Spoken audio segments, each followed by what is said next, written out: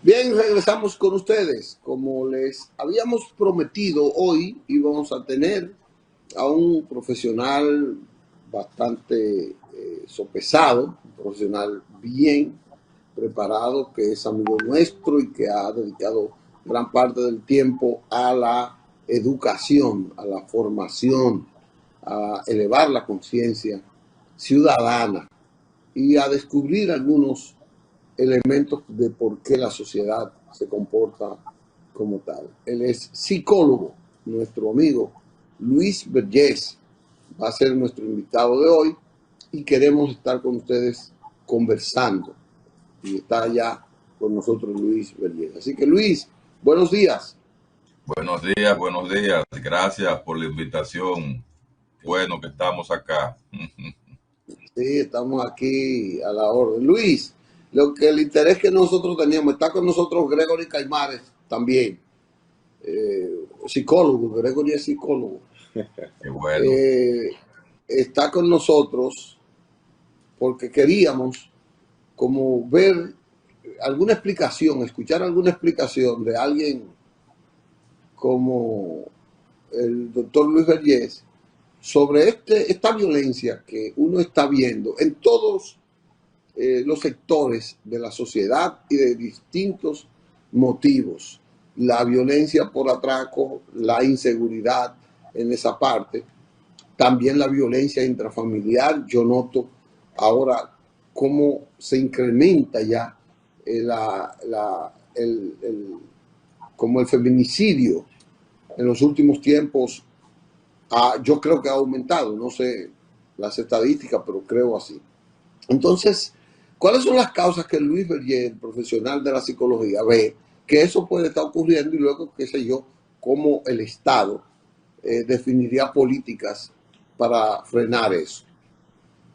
Sí, muy bien. Mira, en primer lugar hay que tomar en cuenta que problemática donde se expresa la violencia, eh, vamos a verlo como si fuera un archipiélago, que tú ves que varias montañas se conectan con algún eslabón. Lo cierto es también que hay espacios que son muy especiales. Cosas que están asociadas a la violencia intrafamiliar y de género no son las mismas que están asociadas a la violencia que se expresa en lo comunitario, que se expresa en lo social, que se expresa en lo laboral. Son causas que coinciden en algunos puntos, pero que agregan elementos novedosos. Por decirte algo, en el aspecto de la violencia intrafamiliar, que hay un acápite que le llaman de género, ya ahí lo que la diferencia son las causas. En la violencia intrafamiliar, tú te vas a encontrar que todavía en los hogares dominicanos, en la gran mayoría de los hogares dominicanos, prevalecen dos tipos de estilos que son extremos y que han demostrado ser inoperantes en la formación del ciudadano.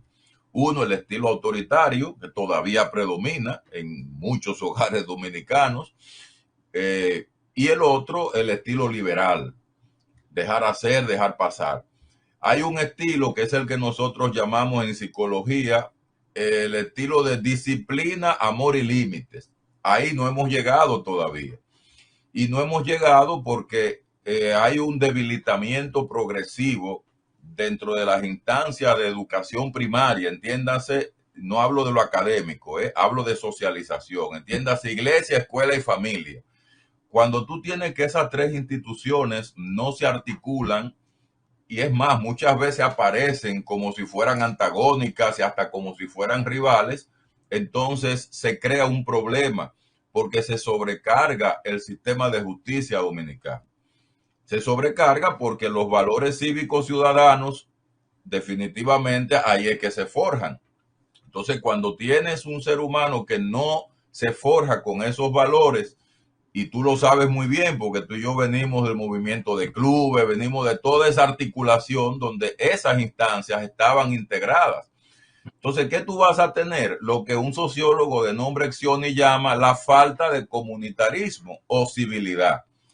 Entonces, cuando eso falta, se degrada la inteligencia moral, se degrada la inteligencia emocional y se degrada la inteligencia social.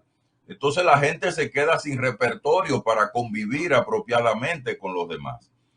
Y eso es muy peligroso porque primero debemos entender que nosotros tenemos una democracia que ha ido evolucionando para bien en construcción. Pero ¿qué ocurre cuando se sobrecarga el sistema democrático de esa manera con estos comportamientos? Entonces ahí viene el peligro de que se pierda un total control de lo que es la armonía cívico-familiar, de lo que es la armonía cívico-social. Y eso se expresa entonces en delincuencia. Cuando hay una crisis como la del COVID, eso se afianza más porque nos quedamos sin respuestas.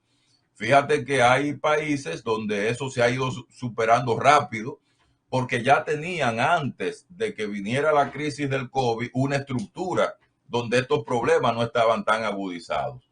Agrégale a eso lo que viene con la guerra de Ucrania. Fíjate cómo se da el metamensaje de que los líderes mundiales, que son los que deben apaciguar y los que deben articular el tema de la paz, son los que están asusando para que se pelee, para que haya violencia. Entonces no estamos en el mejor momento en términos generales desde esa perspectiva. Y eso no es un problema solo dominicano, es un problema parece de la sociedad universal. Es global, sí, es un problema global, lamentablemente. Y cuando los problemas son No, globales, no controlamos todas las variables.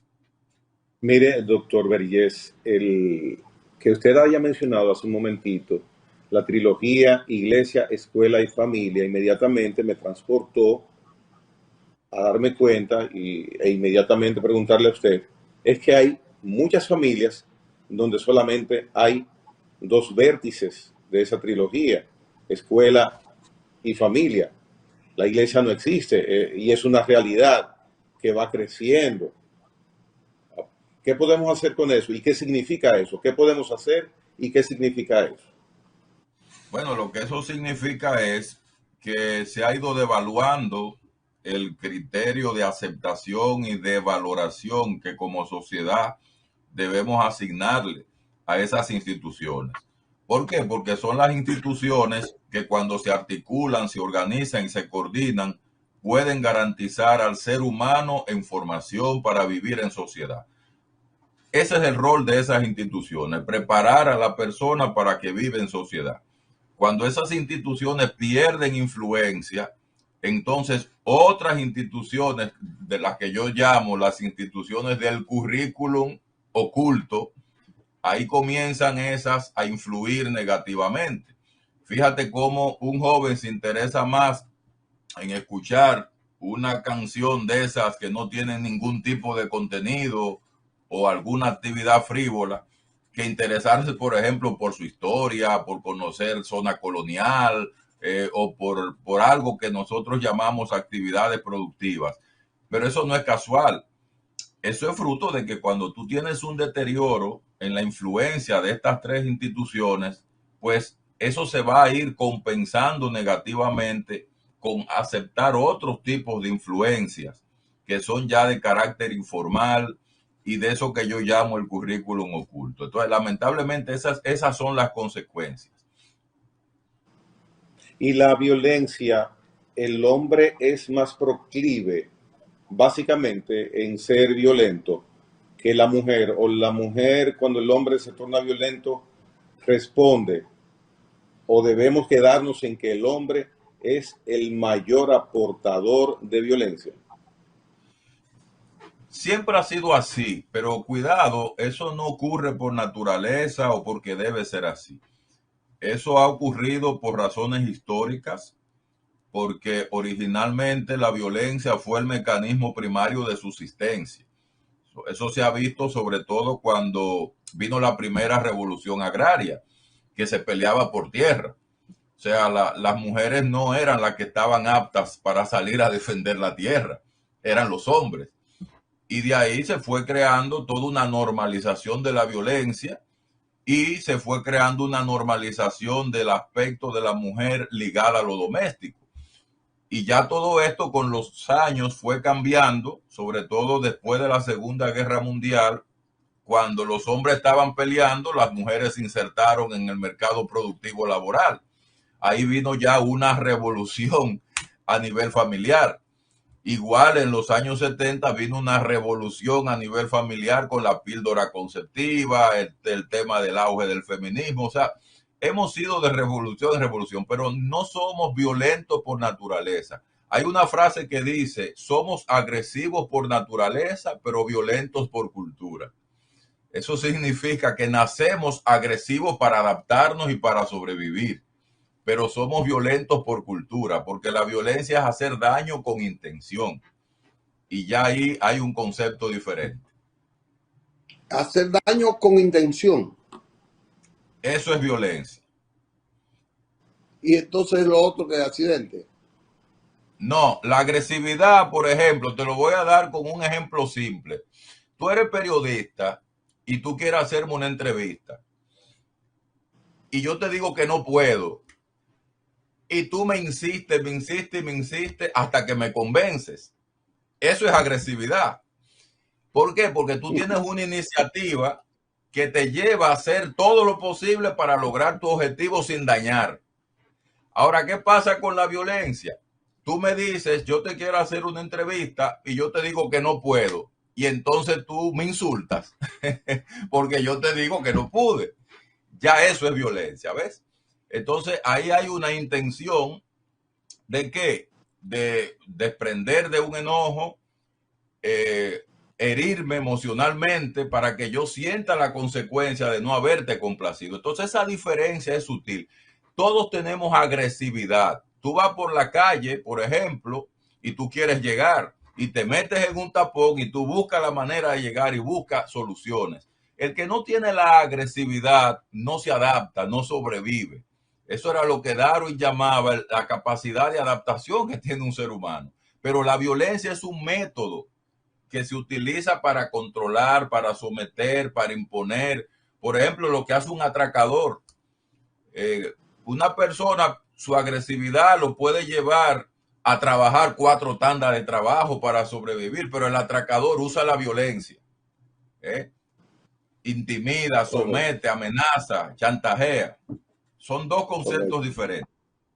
Doctor, mire, yo quiero que usted quizás primera ocasión que tengo la oportunidad de presentarle esta inquietud a un profesional como usted, y es lo siguiente, y lo vemos casi a diario.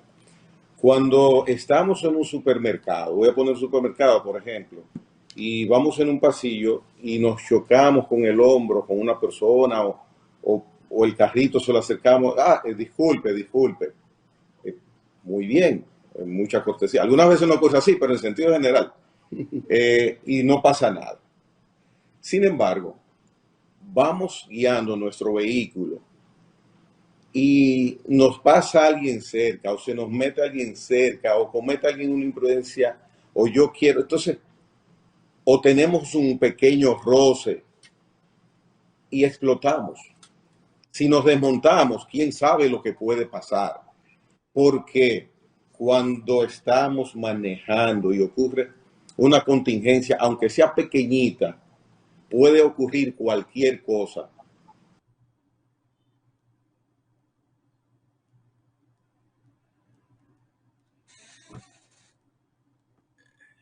No se oye.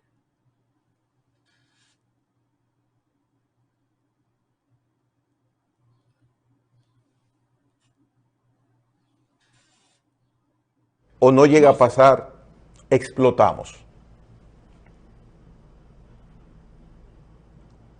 No me diga que el doctor se fue.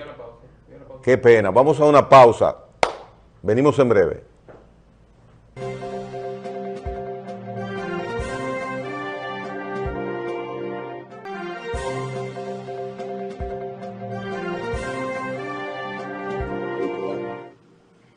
Bien.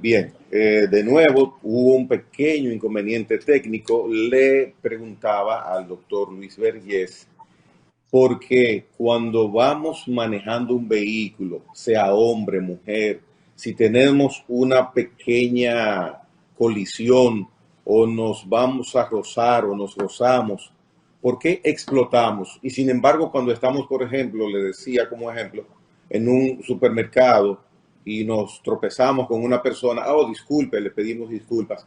¿Por qué nos transformamos, explotamos y nos volvemos locos cuando vamos en las calles manejando un vehículo y le decimos de todo a quien sea y quién sabe lo que puede pasar si nos llegamos a desmontar el vehículo y discutimos con la otra persona? Sí, sin duda alguna, ahí hay varios factores. Lo primero es la normalización de la violencia. O sea, la violencia está más normalizada en la calle que en un escenario privado. Está más normalizada en un escenario público que en un escenario privado. Primero porque en los escenarios privados hay vigilancia, en los escenarios privados hay quien te puede someter, quien te puede controlar, quien te puede rápidamente apresar. En los escenarios públicos se da la particularidad de que además el tránsito es un lugar de mucho estrés. Se acumula mucho estrés por varias razones. Primero, los entaponamientos. Segundo, por lo que implica un roce, que muchas veces implica inversión de tiempo. El sentido de amenaza, porque el carro per se es un arma. O sea, mucha gente no lo ve así, pero un vehículo es un arma, porque un vehículo te puede matar en un accidente. Entonces, todo eso está muy atesorado en personas impulsivas, que es una variable importante. Cuando la gente son impulsivas, tienden a no razonar, sino que tienden a lo que nosotros llamamos el acting out, actuar primero y pensar después. Eh, Todo esto viene a colación de que no hay lo que llamamos una cultura cívica ciudadana para ese espacio público. Da la impresión de que la gente en los espacios públicos se da licencia y permiso para hacer cualquier cosa, porque es lo que menos se enfatiza. Si usted se pone a pensar, siempre que nos hablan de normas, de reglas y de comportamiento, nos hablan de la casa, nos hablan de las iglesias, nos hablan de espacios específicos. Y donde tú ves figuras de autoridad, normalmente la gente se controla un poco más. Y no siempre disponemos de eso en las calles. Lo ideal sería el autocontrol, que no dependamos de que sean otros que regulen nuestra conducta. Pero eso necesita lo que yo decía en principio, una formación donde iglesia, escuela, familia estén unidas y reforzadas por los otros estamentos como son los medios de comunicación y demás. Hay un error que se comete con mucha frecuencia y es que se culpa al Estado de todo esto. Señores, la educación cívica ciudadana es una corresponsabilidad. O sea, no es responsabilidad única del Estado, es una corresponsabilidad. Estado y ciudadanía. Y lamentablemente quien está fracasando ahora mismo es la ciudadanía, porque si usted se pone a ver, el Estado tiene estructuras, muchas estructuras que están financiadas para eso. Todo lo que el Estado invierte en instituciones hacen su trabajo, pero aún así, ustedes lo vieron en el COVID, el Estado invirtió muchísimo dinero para que la gente se vacunara y al final muchísima gente decidió no hacerlo. Entonces, ahí anda el problema. Tengo la impresión, doctor, de que el COVID no nos dejó más violentos, ni menos No, violentos, nos dejó igual. voy a decir algo, el año del COVID 2020 hubo menos feminicidio que los años anteriores. Este año, el 2022, fuera de lo del rebrote que tuvimos en Semana Santa, llevábamos un ritmo de 50% menos feminicidio que el año anterior. ¿Cómo va a ser? O Que el sea, año donde había pandemia plena. sí. Entonces, si ustedes ven los datos de Entonces, feminicidio, te lo voy a mandar por WhatsApp cuando termine el programa, han ido reduciendo a partir del COVID. quiere decir que entonces el hecho de que la familia estuviese reunida, estuviese con un contacto más cercano durante más tiempo, no fue un elemento que es como que aumentó la posibilidad de la violencia intrafamiliar. Eso era lo que se creía y se temía. Se pensaba que por el hecho de que las personas iban a estar juntas, iban a aumentar los conflictos y demás, y eso iba a traer más violencia. Sin embargo, lo que aumentó fue la solidaridad, lo que aumentó fue la empatía, lo que aumentó fue la conciencia de que no podemos sobrevivir si no nos unimos, si no nos integramos.